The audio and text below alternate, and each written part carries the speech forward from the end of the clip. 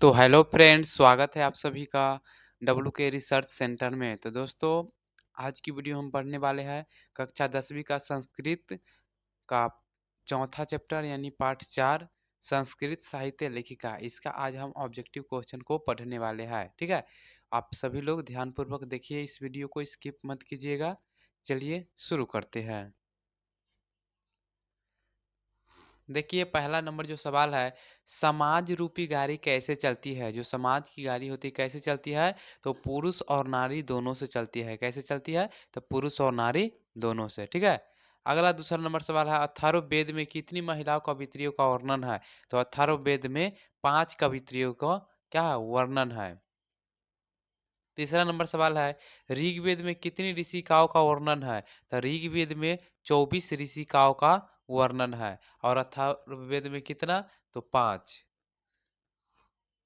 अब चौथा नंबर सवाल है, लौकिक संस्कृत में कितने ऋषिकाओं का वर्णन है? अब लौकिक अगर पूछा जाए तो लौकिक में 40 का ऋषिकाओं का वर्णन है। ठीक है, पांचवा नंबर सवाल है, लौकिक संस्कृत में कितनी ऋषिकाओं के पद मिलते हैं? अगर पद पूछे तो 150 एंड 150 एंड ऋषिकाओं का वर्णन पूछे तो 40। ठीक है, चलिए अगला सवाल अब छठा नंबर होगा, यज्ञवल्क्य की पत्नी का नाम क्या था? यज्ञवल्क्य की पत्नी का नाम क्या था? तो मैत्रेयी था। क्या था? मैत्रेयी। यज्ञवल्क्य की पत्नी का नाम मैत्रेयी था।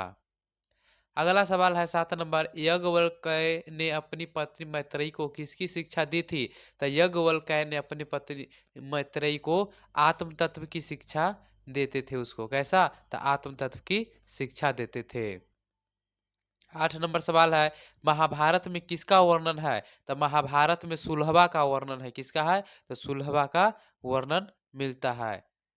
जनक की सभा में सबसे विदुषी कौन थी? तो जनक की सभा में सबसे विदुषी गार्गी थी। कौन थी? तो गार्गी थी। चंद्रादित्य किस वंश के थे? तो चंद्रादित्य जो थे चालुक्य वंश के थे। किस वंश के राजा थे? तो चालुक्य वंश के। चंद्रादित्य की रानी का नाम क्या था? तो चंद्रादित्य की रानी का नाम था विजय भट्टरिका। क्या था? तो विजय भट्टरिका।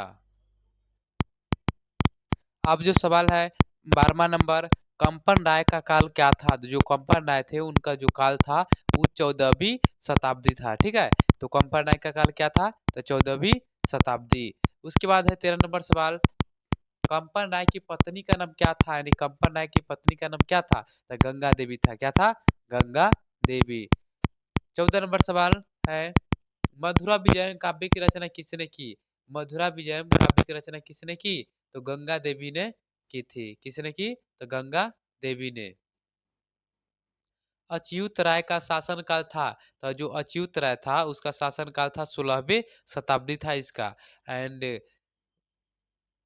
क्या था ऊपर? कंपन राय। कंपन राय का काल क्या था? तो 14वीं शताब्दी। एंड अच्युत राय का काल क्या था? तो 16वीं शताब्दी। अब है, अच्युत राय की पत्नी का नाम क्या था? तो अच्युत राय की पत्नी का नाम था तिरुलांबा। क्या था? तिरुलांबा। याद रखिएगा आप लोग। तिरुलंबा ने किसकी रचना की थी? तो तिरुलंबा ने चंपू काव्य की रचना की थी। किसकी? तो चंपू काव्य की रचना की थी। आधुनिक ऋषिकाओं में सबसे प्रसिद्ध है कौन? तो आधुनिक ऋषिकाओं में सबसे प्रसिद्ध है तो पंडित छमाराव है। कौन है? पंडित छमाराव। शंकर चरित्रम की रचना किसने की? तो शंकर चरित्रम की रचना पंडित छमाराव ने की थी। सत्याग्रह गीता की रचना किसने की? तो सत्याग्रह गीता की रचना ने भी पंडित छमाराव ने ही किया था।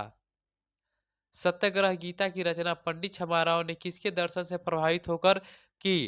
तो ये महात्मा गांधी से प्रभावित होकर किए थे। अब है 22 नंबर सवाल, वनमाला, भवलकर, मिथिलेश कुमारी, मिश्र इत्यादि किस काल के कवित्री है? तो ये वर्तमान काल के सभी